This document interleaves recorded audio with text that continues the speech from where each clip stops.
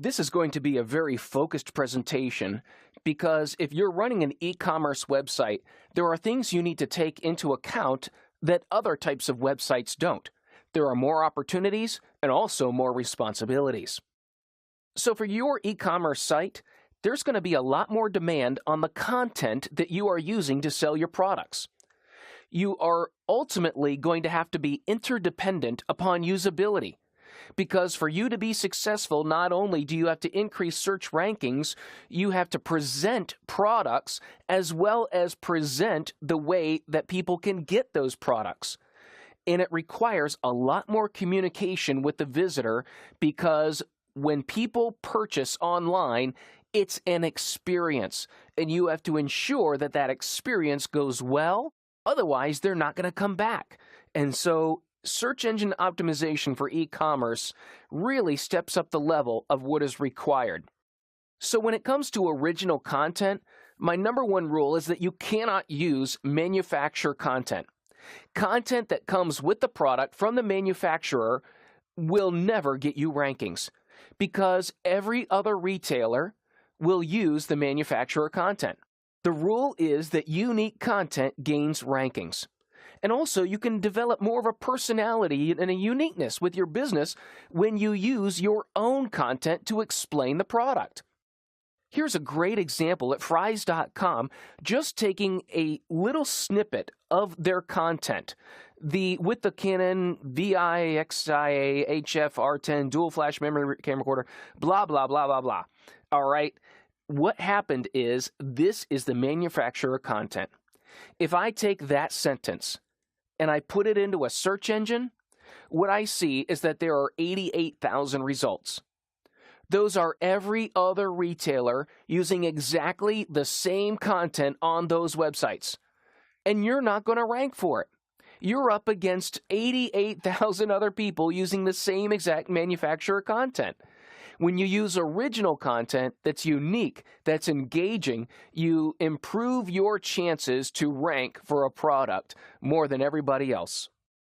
You're also going to have to ensure that there is a clear call to action.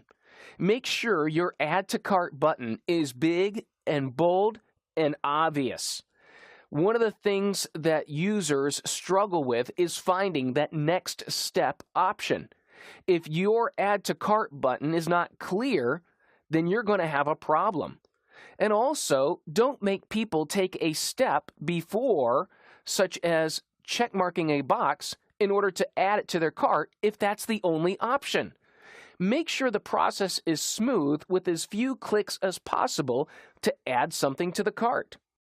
Then make sure, once they're in the shopping cart, that it's obvious where they have to go. Make sure the checkout button is big and bold and in the right place. For this page, people were clicking cancel order instead of checkout because cancel order was right in the most logical position for the wrong thing. People were expecting to check out, not to cancel. This is where your communication ability with the customer is critical. You have to develop a policy for letting people know if something is out of stock, or back-ordered, or if there's additional shipping costs or restocking costs. You've got to communicate this information up front because customers do not like surprises. They do not like to check out, finish the transaction, and then get an email a few hours or a few days later telling them that their product is not available. So it's up to you to develop a policy to let people know if you have the product or not, or when it's coming, and give them the choice to purchase. Do not fool the customer. Because if something's on back order, or shipping separately, or canceled, you've got to know that, and the customer needs to know that. For e-commerce, it's critical that you develop a testing program. You can always improve conversion rates. Test different calls to action. Test a different button color or words in the button, such as add to cart or buy now. Test your headlines. Test colors, images, or different words on the page. When you improve conversions, you create revenue. You see, when you implement a testing program, you can test different parts of the page and different parts of the process. You can increase your add to cart by 10% just by making some changes. And by getting more people into the shopping cart, maybe you can increase your checkout by 10%. And in doing so, you've increased the amount of revenue to your site. You've increased the amount of successful transactions, which will also increase the amount of return visits. Ultimately, what you are doing is increasing revenue with every little test that you do by finding out what people are looking for. Also, important in e-commerce is that your homepage is not a destination. You just simply can't try and rank for everything. Make sure that your product pages and your category pages are working for you. Get people where they want to go fast, because they don't want to stick around and try and find their way to the destination. In looking at one site in the analytics, what we found is that when people entered the website at a product page, they were twice as likely to purchase as they were when they came to the home page. Get people to their destination fast. So be sure to realize that your job is going to increase dramatically doing search engine optimization for an e-commerce website. Your content is critical.